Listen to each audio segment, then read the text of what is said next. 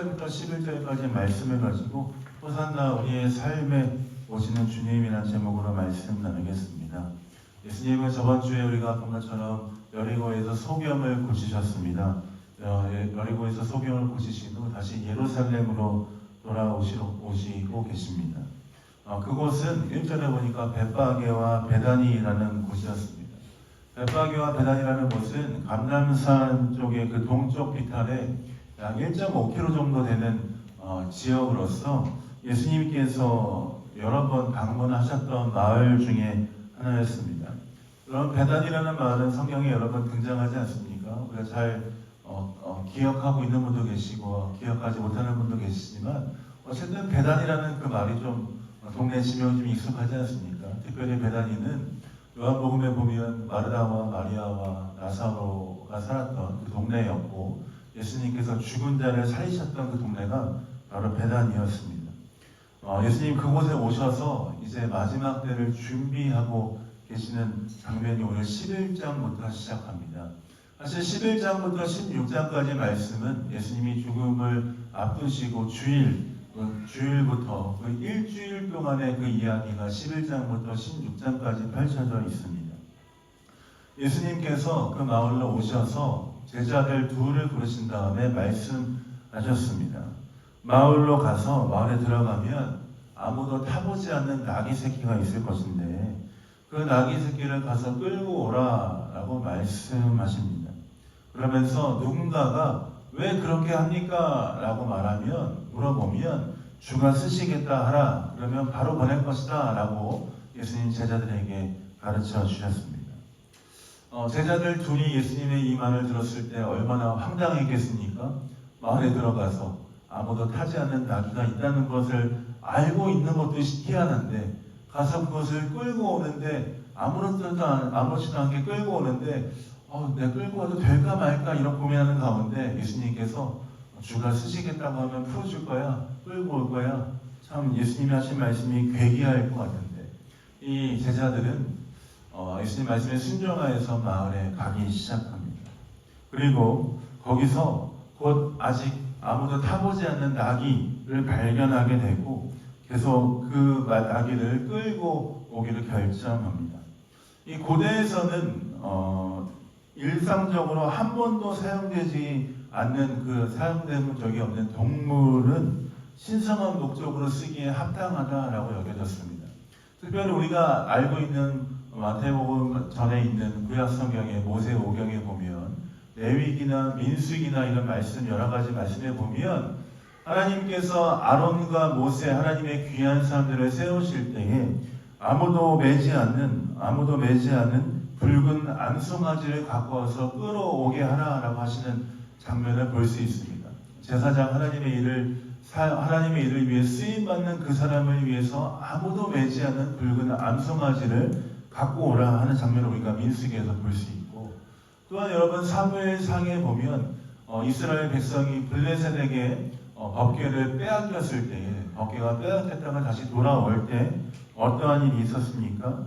아무 멍에도 메어보지 않는 그 소에 다시 한번 그 법궤를 실어서 수레에 달아서 다시 그 법궤가 이스라엘 백성에게 돌아오는 장면을 볼 수 있습니다. 그만큼 예수님이 지금 아무도 매지 않는 나귀 새끼를 끌고 오라 하는 것은 하나님의 놀라운 그 위대한 사역이 시작하고 있다라는 것들에 대해서 성경이 가르쳐주고 있는 것입니다. 그리고 나귀를 타고 예루살렘으로 들어가실 목적으로 예수님께서 그 나귀를 끌고 오라고 하셨죠. 예수님께서 나귀를 끌고 오라, 그 나귀를 타고 예루살렘 성으로 들어오시는 그 모든 말씀에 대해서는 구약 성경에 이미 예언된 말씀을 통해서 이 모든 것들을 성취하시는 장면을 우리가 확인할 수 있습니다.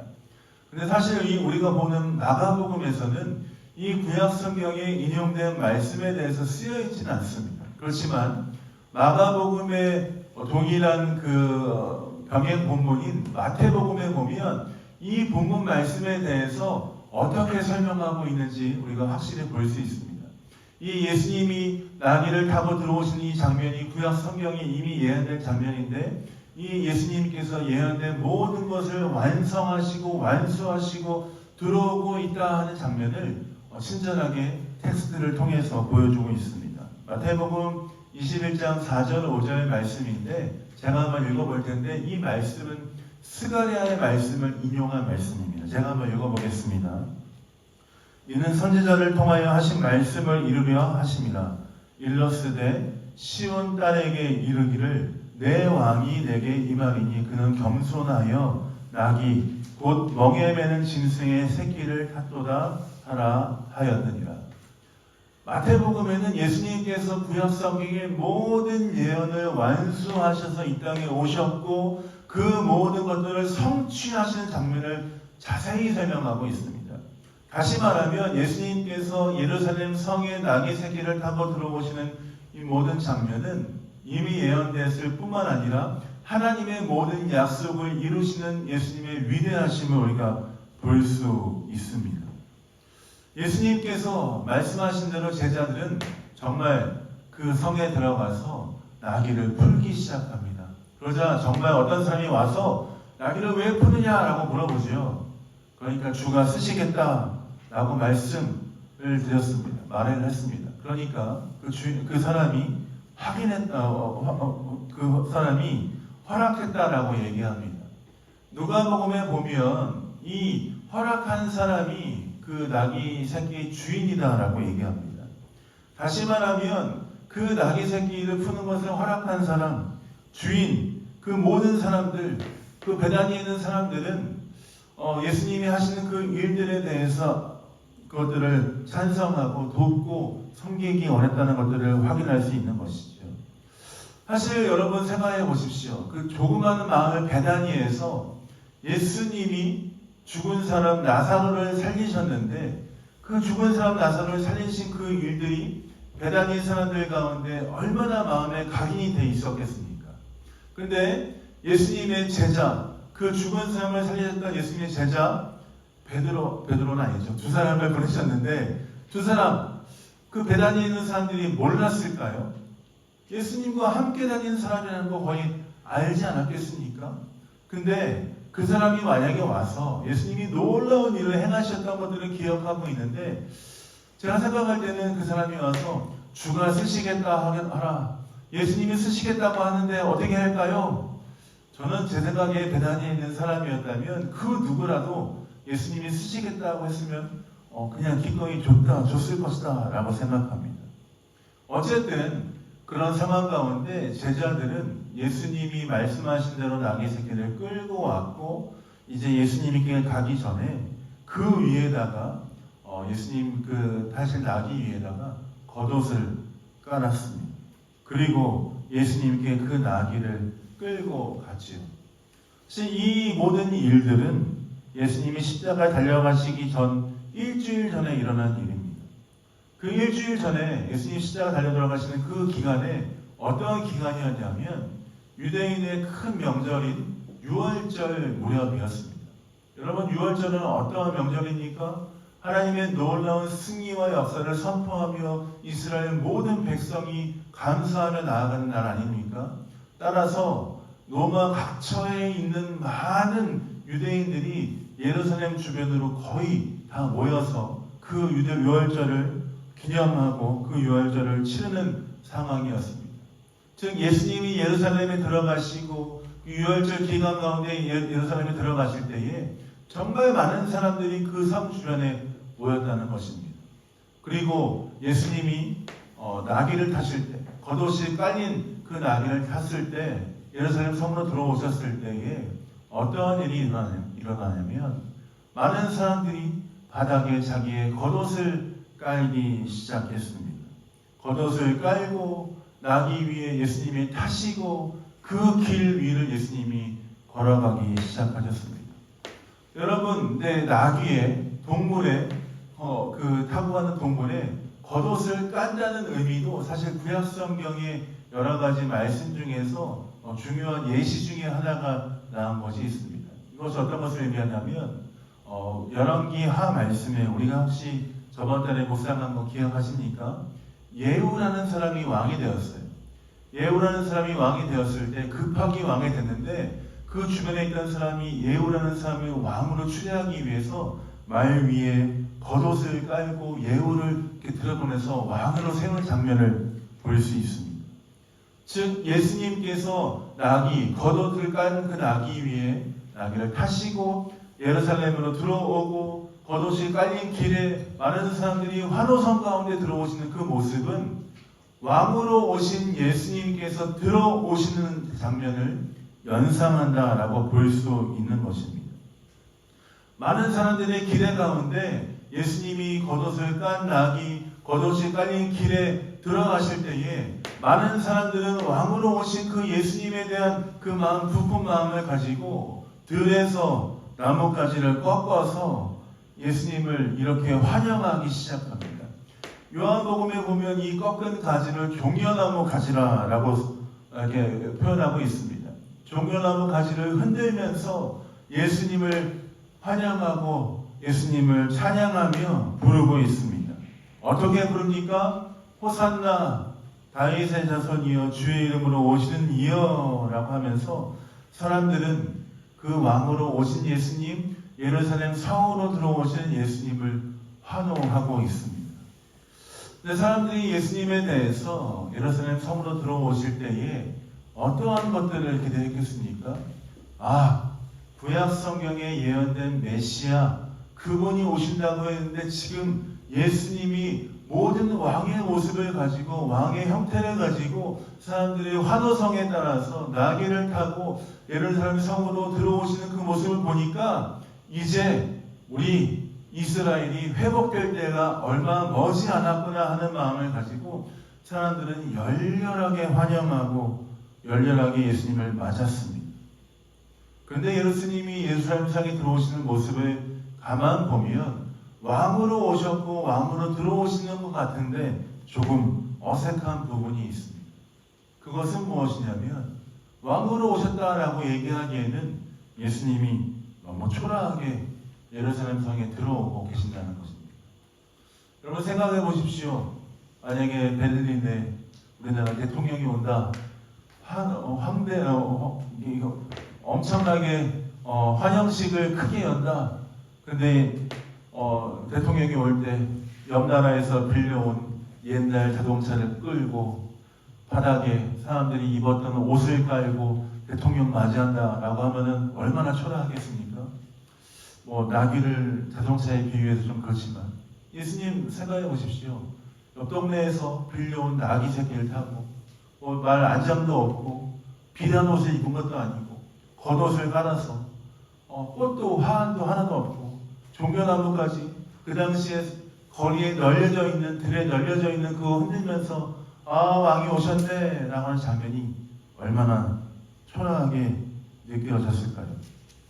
사실 예수님은 그 정도 대우를 받을 만한 분이 아니신데 말이죠.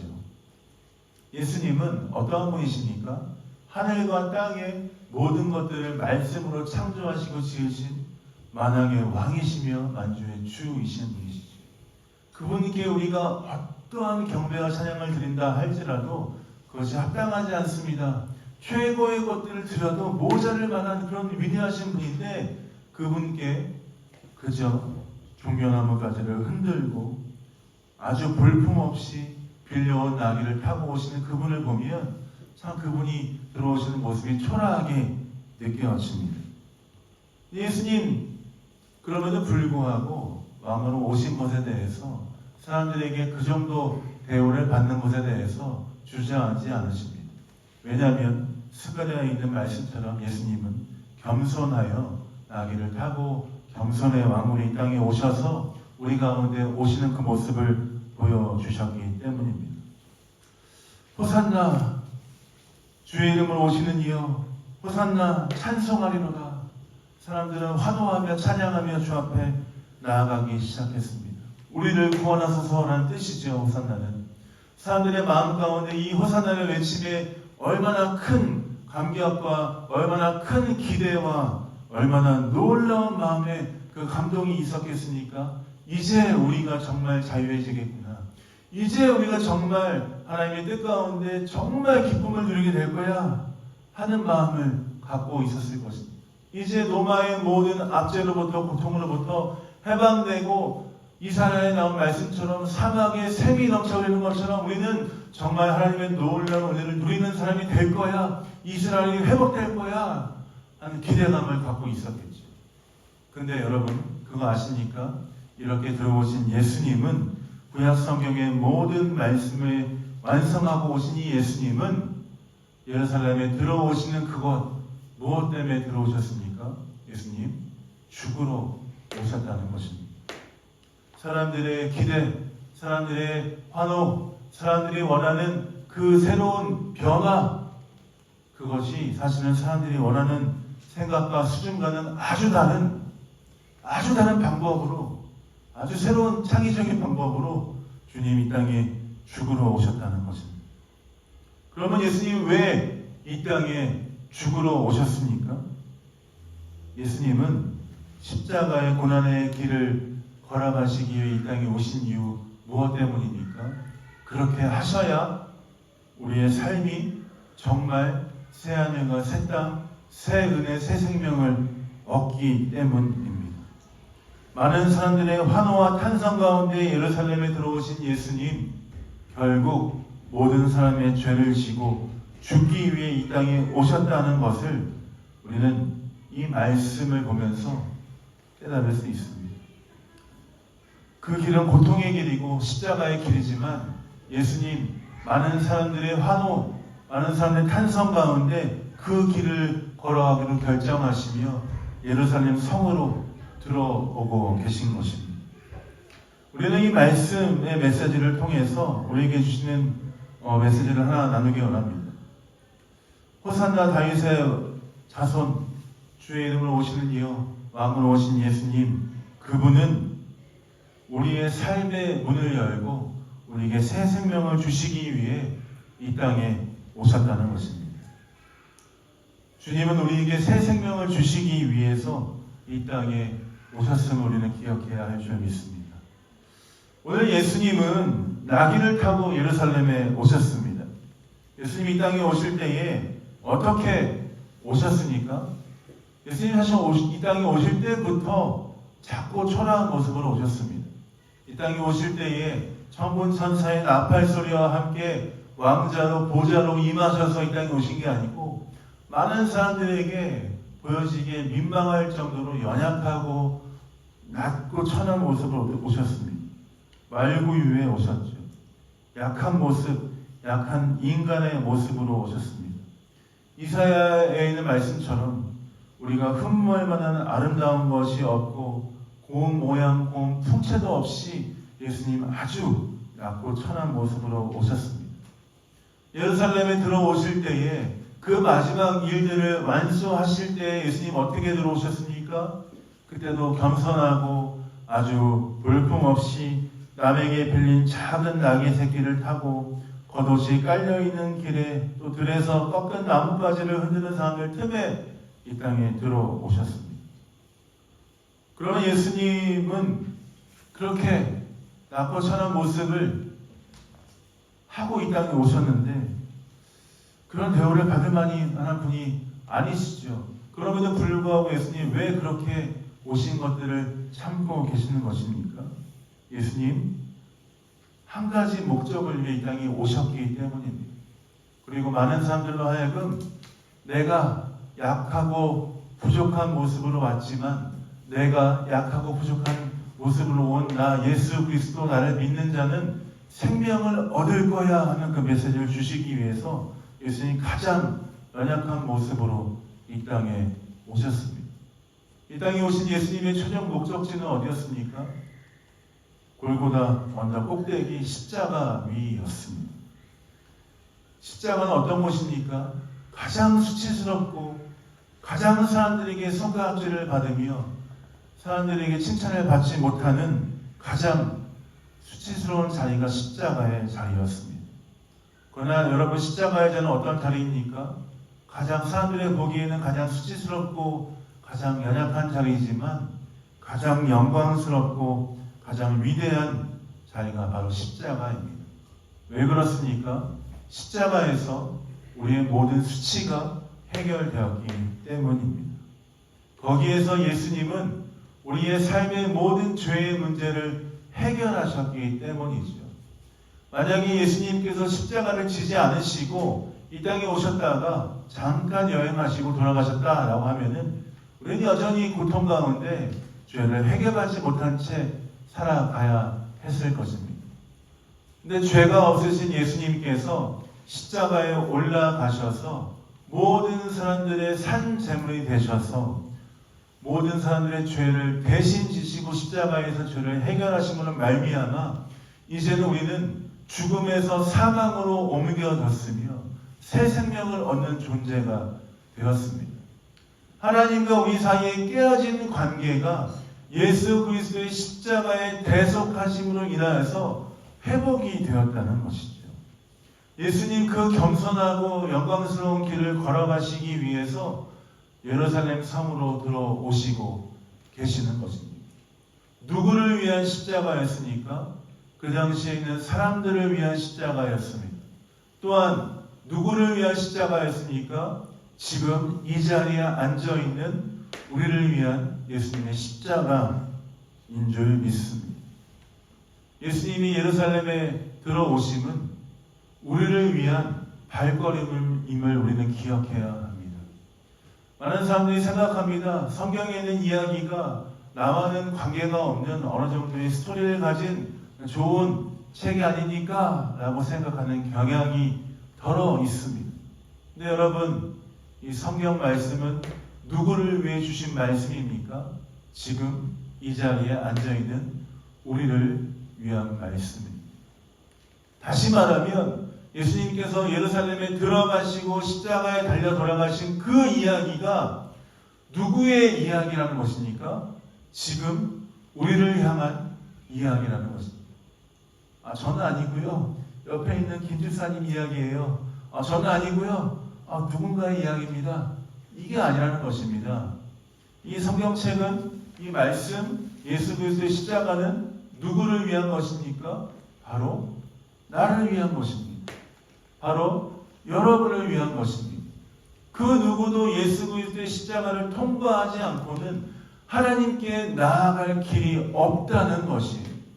우리가 아무리 많은 지식을 가지고 있어도, 아무리 많은 경험을 가지고 있어도, 아무리 많은 재물을 가지고 있어도 우리의 삶이 예수 그리스도의 십자가와 관계가 없는 삶이라면 그 삶은 쓸모없는 삶임을 기억해야 합니다.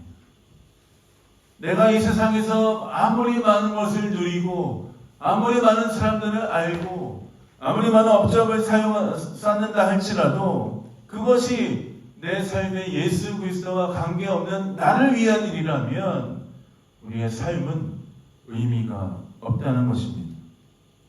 즉 우리의 삶은 예수 그리스도의 십자가를 통과하고 그 십자가에서 우리의 모든 죄를 해결하신 예수님을 통해서 우리의 삶이 설명되어져야 한다는 것입니다.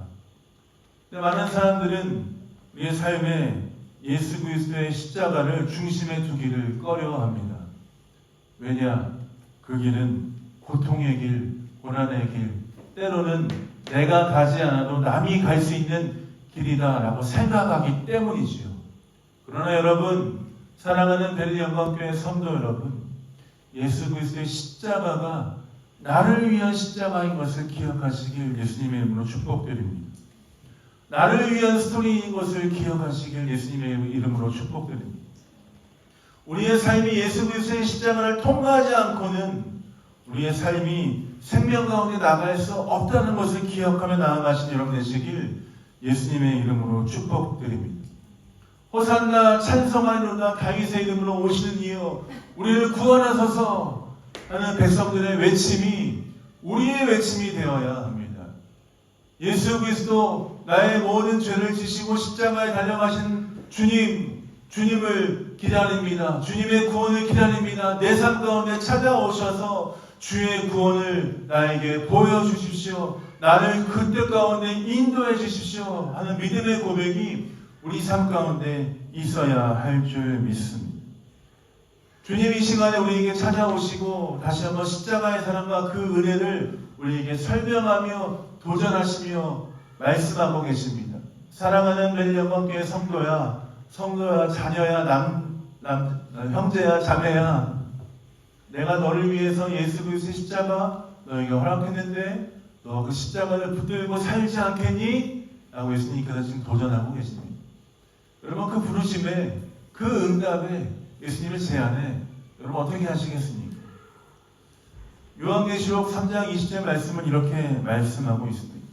볼지어다 내가 문 밖에 서서 두드리노니 누구든지 내 음성을 듣고 문을 열면 내가 그에게로 들어가 그와 더불어 먹고 그는 나와 더불어 먹으리라. 예수님을 우리에게 도전하시고 제안하고 계시죠.